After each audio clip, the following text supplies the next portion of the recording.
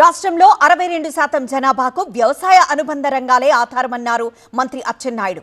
AP వ్యవసాయ బడ్జెట్కు మొత్తం 53,752 కోట్లు కేటాయించామన్నారు. సంవత్సరానికి 20,000 చొప్పున అన్నదాత సుఖీభవ పీఎం కిసాన్ పథకం కింద 6,600 కోట్ల రూపాయలు బడ్జెట్లో ప్రతిపాదించాం. రైతు సంక్షేమానికి, రాష్ట్ర ఆర్థిక ప్రగతికి కీలకంగా నిలుస్తున్నటువంటి వ్యవసాయ శాఖకు 2026-27 వార్షిక బడ్జెట్లో 12,152.32 కోట్ల రూపాయలు ప్రతిపాదిస్తున్నాం.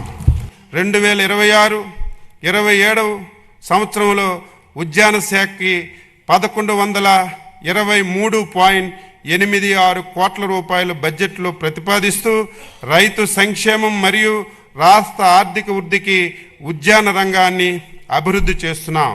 2026-27లో పట్టు పరిశ్రమ శాఖకు 95.87 కోట్ల రూపాయలు బడ్జెట్లో ప్రతిపాదించాం. ధరల స్థిరీకరణ నిధి కింద 500 కోట్ల రూపాయలు ప్రతిపాదించాం. కానీ అవసరమైతే అదనంగా ఎంత ఖర్చు పెట్టడానికైనా ఈ ప్రభుత్వం సిద్ధంగా ఉంది.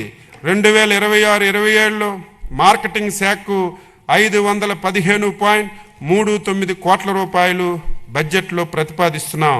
27వ సంవత్సరానికి సహకార శాఖకు 209.30 కోట్లు బడ్జెట్లో ప్రతిపాదిస్తున్నాం. పశు పోషకులకు అత్యంత ప్రాధాన్యమిస్తూ 2026-27 సంవత్సరం నాటికి దేశంలో పాలు, మాంసం, గుడ్లు ఉత్పత్తిలో మొదటి 3 స్థానాల్లో నిలవాలని మన ప్రభుత్వం లక్ష్యంగా పెట్టుకుంది. షెడ్యూల్ తెగలు, పేద పశుపోషకులకు 50,000 గోకులాలను నిర్మించాలని ప్రతిపాదించాం. 2026-27 సంవత్సరంలో పశు సంవర్ధక శాఖకు 1,121.26 కోట్ల రూపాయలు బడ్జెట్లో ప్రతిపాదిస్తున్నాం. రాష్ట్రంలో 22.5 లక్షల వ్యవసాయ పంపు సెట్లకు రోజుకు 9 గంటల పాటు నిరంతర పగటి విద్యుత్తును సరఫరా అందించబడుతుంది. ప్రస్తుత ఆర్థిక సంవత్సరంలో ఇప్పటి వరకు 68,988 కొత్త వ్యవసాయ విద్యుత్ కనెక్షన్లు కూడా ఇవ్వడం జరిగింది.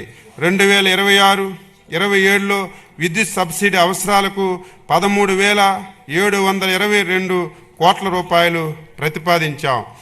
వ్యవసాయం మరియు అనుబంధ శాఖల బడ్జెట్టు 2026-27 సంవత్సరానికి గాను మొత్తం 53,752.12 కోట్లు ప్రతిపాదిస్తున్నాం.